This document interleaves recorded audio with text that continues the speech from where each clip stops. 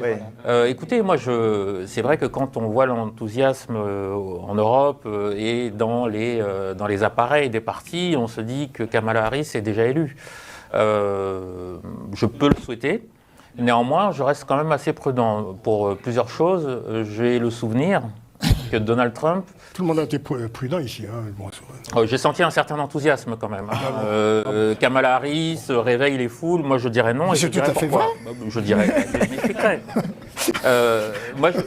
Le premier point, moi, je tiens quand même à rappeler que Donald Trump, lors de son premier mandat, a été élu quasiment contre toute attente et contre le système. Donc le fait que les appareils aujourd'hui soient contre lui, que les médias progressistes soient contre lui, n'est absolument pas un handicap, puisque ça ne... j'ai pas le souvenir que lors de sa première campagne, il ait été porté par les médias. Au contraire, il était décrit par les médias tel qu'il est décrit aujourd'hui. Je veux dire, les critiques positives, les critiques envers, les commentaires envers Donald Trump. Tous les médias le donnaient gagnant à la prochaine présidentielle, avec l'hypothèque Joe Biden. Alors j'y viens. Je voulais démontrer, c'est que le fait que les étoiles semblent s'aligner contre lui n'est pas un handicap, puisqu'elles étaient déjà alignées contre lui lors de son premier mandat. Ça, c'est ma première critique. La deuxième, c'est que Kamala Harris, bénéficie d'un souffle que je tempère néanmoins pour plusieurs choses. La première, c'est... Rapidement. La première, c'est les raisons, la campagne que lui construit le Parti démocrate lui-même. Très peu d'interviews. Aucune conférence de presse, parce qu'on sait que c'est dans les conférences de presse qu'il y a des questions.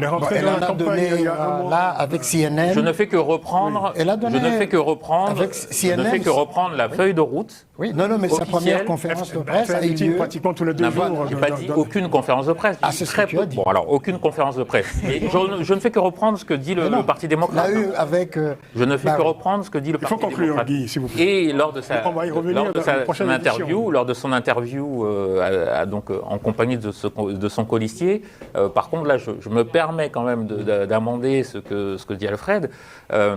Sur la question, le conflit israélo-palestinien, elle s'en est tenue aux éléments de langage officiels qui sont les mêmes depuis 50 ans. Alors que, et c'est là où je mets un petit bémol sur le fait qu'elle renverse la table totalement, il y a encore des manifestations importantes aux États-Unis contre la politique de soutien au gouvernement israélien, et que ces jeunes et ces femmes, ces électeurs démocrates qui ont annoncé qu'ils allaient faire la grève des urnes, il ne me semble pas qu'elles se soient encore adressées à eux. Bon, d'accord.